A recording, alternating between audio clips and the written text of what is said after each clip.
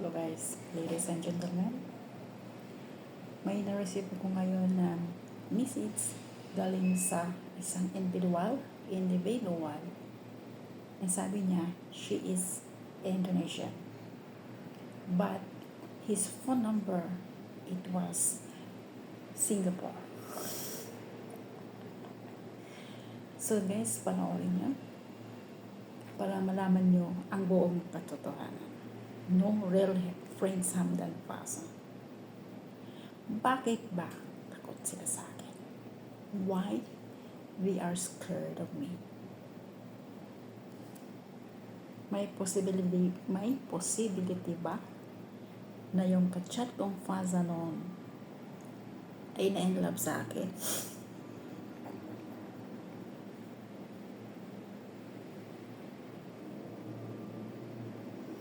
Thank you so much. Yan. Humila na yung mga negosyo nila guys. Kaya yung mga scammer ngayon ay yung tawag nito, yung nagkakagulo sila.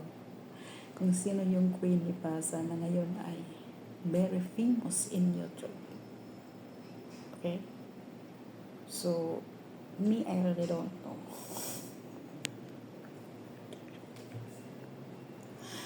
Natatawa lang ako. Parang hinuhuli nila yung daga kung saan nagtatago.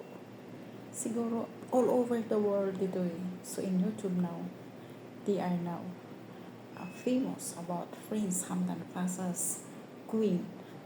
But I didn't know who is the queen of Prince Hamdan Pasa. Okay? So, thanks for watching and watch this. Bye!